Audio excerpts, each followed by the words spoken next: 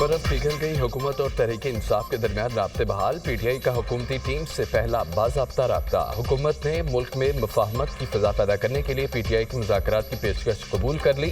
PTI chairman barrister Gauhar, opposition leader Umar Ayub, साहबजादा Hamid रज़ा की सरदार सादिक से मुलाकात। फ़रीक़ैन का मुज़ाकरात के लिए पार्लियामेंट का प्लेटफार्म इस्तेमाल करने का फैसला। मुज़ाकरात के लिए पार्लियामेंट का फॉर्म इस्तेमाल करने की तजवीज़ स्पीकर ने दी। तहरीक इंसाफ और हुकूमत दोनों ने तस्लीम कर लिया मुज़ाकरात बगैर किसी पेशगी शराइत के होंगे। मुज़ाकरात का मकसद मुल्क में सियासी अदम इस्तेहकाम और जारी तनाव में कमी होगा। हुकूमत से मुज़ाकरात के लिए पीटीआई की 5 रुकनी कमेटी तश्कील। अली अमीन गंडापुर, उमर अयूब, असद कैसर, सलमान अकरम राजा, साहबजादा हामिद रज़ा शामिल। हुकूमत मुज़ाकराती कमेटी के अरकान के नाम मुशावरत से देगी।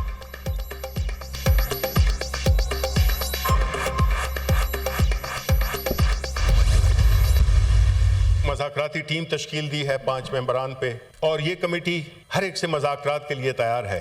देखें, ये मुल्क इस तनाव, इस इस्तिराब, इस बेयकीनी सूरत हाल में ज्यादा अरसा नहीं चल सकता। आए जी, आप हमारे भाई हैं, आप हमारे दुश्मन नहीं हैं, न हम आपके दुश्मन हैं। हमारे सियासी इख्तिलाफात जरूर होंगे, होने भी चाहिए, लेकिन हमें एक दूसरे को ये जाती दुश्मनी नहीं बनानी चाहिए।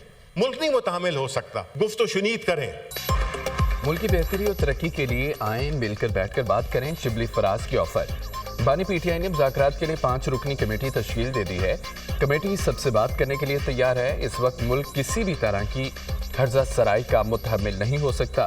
सियासी इख्तलाफ रखें, आपस में दुश्मनियां ना बनाएं। मुल्क को हम ज़ाती दुश्मनियों की भेंट नहीं चढ़ा सकते। सेनेटर शिबली फराज के सेनेट में इज़हार ख्याल। रिलीफ बनता है तो बानी पीटीआई को रिलीफ देना चाहिए। माजी से सबक सीख कर आगे बढ़ना होगा।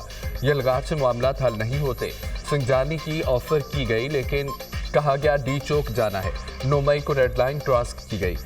24 नवंबर को एक और 9 मई कर दिया गया। 8 फरवरी की बात करने वाले 2018 की बात क्यों नहीं करते? इसहाक डार का सेनेट में इजहार ख्याल।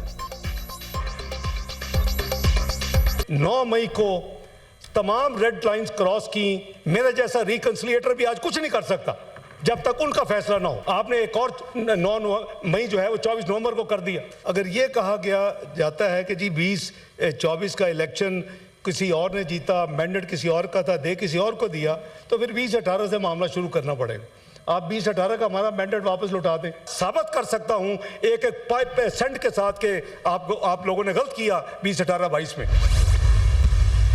बहुत हो गया। अब 9 मई की जो धूल है वो बैठनी चाहिए। हकीकत की तरफ देखो। अगर आप कमीशन नहीं बनाते, आप लोगों का नहीं करते, तो ये धूल आप बिठाएं, आगे की तरफ बढ़े।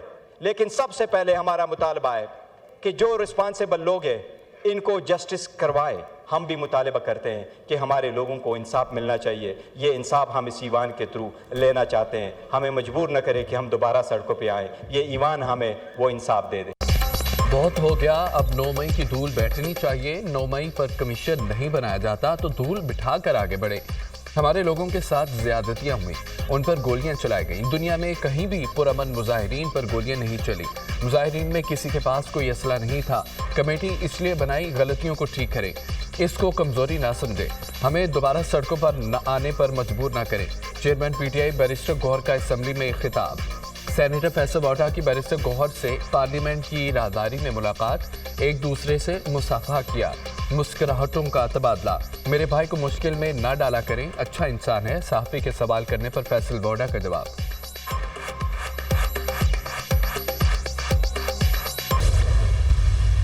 जिस बात का आगाज इस कंडीशन पे हो रहा है कि 9 मई की धूल अब बैठ जानी चाहिए। भाई क्यों बैठ जानी चाहिए?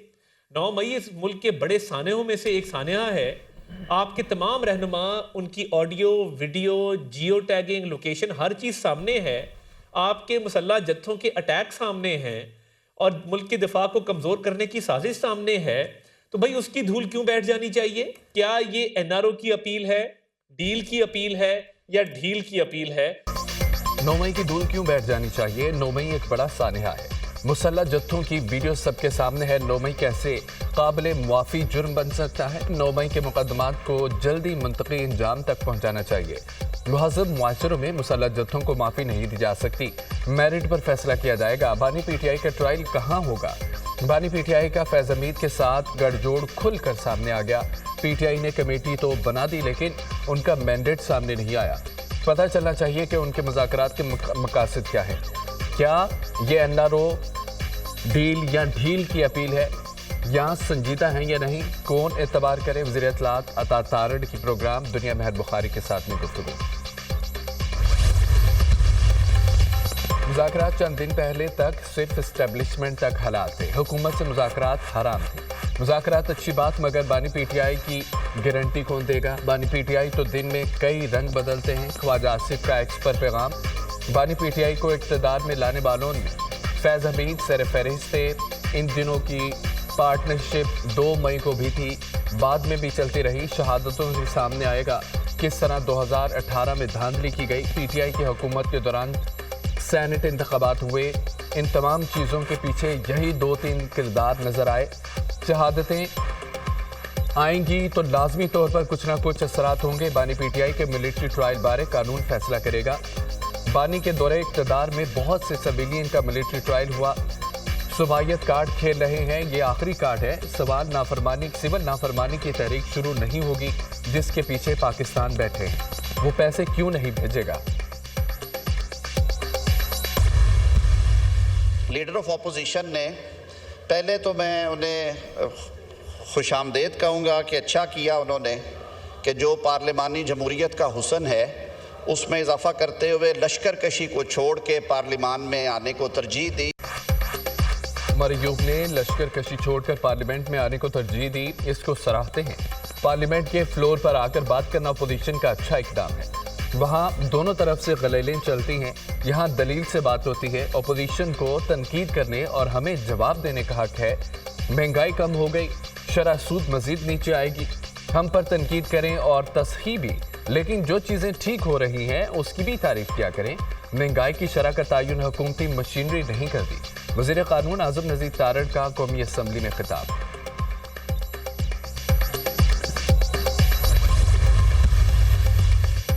مسلم لیگ نون اور پیپلز پارٹی کے رہنماؤں میں غیر رسمی ملاقات. دونوں جماعتوں کے درمیان ورکنگ ریلیشن شپ کو بہتر بنانے پر اتفاق. رابطہ کمیٹیوں کی بات چیت پر بھی اطمینان کا اظہار.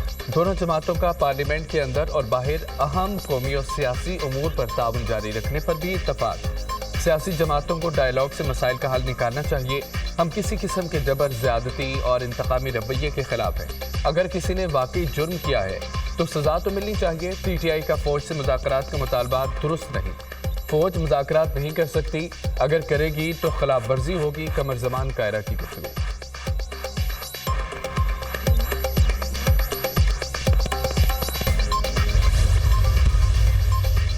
وزیر اعظم کے ادارہ جاتی اصلاحات کے ایجنڈے پر عمل درآمد شروع.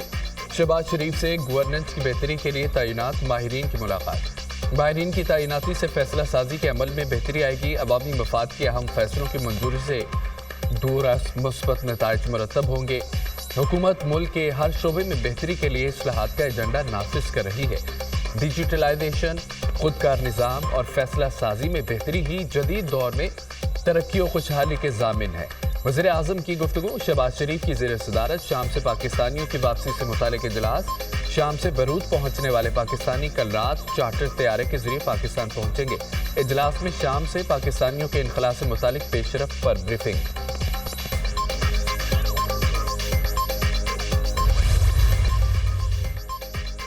وزیر داخلہ کا F8 ایکسچینج چوک انٹرچینج اور سرینا چوک انٹرچینج پروجیکٹس کا دورہ. دونوں منصوبوں میں تعمیراتی کاموں پر پیش رفت کا جائزہ. محسن نقوی نے انڈر پاس 43 دن میں مکمل کرنے پر کنٹریکٹ اور اسلام آباد انتظامیہ کی کارکردگی کو سراہا. F8 ایکسچینج چوک انٹرچینج میں شامل انڈر پاس 25 دسمبر کو ٹریفک کے لیے کھول دیا جائے گا. فروری کے دوسرے ہفتے میں F8 ایکسچینج چوک انٹرچینج کا مکمل افتتاح کیا جائے گا. سرینا چوک انٹرچینج کا جنوری کے پہلے ہفتے میں افتتاح کیا جائے گا جو صرف 60 دن میں مکمل ہوگا. وزیر داخلہ کی دونوں منصوبوں پر 24 گھنٹے کام جاری رکھنے کی ہدایت. دونوں منصوبوں کو ہر صورت مقررہ مدت میں مکمل کیا جائے. Mohsin Naqvi. Supreme court bar کا لیفٹیننٹ جنرل ریٹائرڈ فیض حمید کے کورٹ مارشل کا خیر مقدم. ادارہ جاتی خود شناسی کی طرف اہم قدم قرار دے دیا. اختیارات کا غلط استعمال کرنے والے تمام افراد کا احتساب کیا جائے۔ ایسے افراد نے اداروں کی ساکھ کو داغدار کیا، ادارے اور عوام کے درمیان دوری پیدا کی۔ ان افراد نے نہ صرف اپنے ادارے کے قوانین بلکہ اپنے آئینی مینڈیٹ سے بھی تجاوز کیا۔ تمام اداروں کے لیے ضروری ہے کہ آئینی حدود میں کام کریں۔ سپریم کورٹ اور پی ٹی آئی احتجاج سے متعلق اسلام آباد ہائی کورٹ کے آرڈر کی خلاف ورزی پر توہین عدالت کی درخواست۔ عدالت کا سادہ سا آرڈر تھا امن و امان بحال رکھنا ہے۔ عدالت نے آرڈر کیا تھا کہ آپ نے شہریوں کے حقوق کا خیال رکھنا ہے۔ آپ نے اس معاملے کو اتنا پیچیدہ بنا دیا ہے۔ چیف جسٹس عامر فاروق کے ریمارکس۔ وزارت داخلہ کی جانب سے رپورٹ جمع کرا دی گئی ہے۔ چیف جسٹس عامر فاروق کا سوال، سرکاری وکیل نے کہا کہ رپورٹ ابھی جمع نہیں کرائی جا سکی، کچھ وقت چاہیے۔ چیف جسٹس عامر فاروق نے پوچھا کیا مسئلہ ہے، رپورٹ کیوں نہیں پیش کی جا رہی؟ آپ نے بتانا ہے آپ نے کیا کیا ہے، بتانا مشکل ہے، رپورٹ فائنل کریں، پتہ تو چلے ہوا کیا ہے۔ اسلام آباد ہائی کورٹ نے وزارت داخلہ کو رپورٹ جمع کرانے کے لیے مزید وقت دے دیا۔ سماعت آئندہ وقت تک ملتوی۔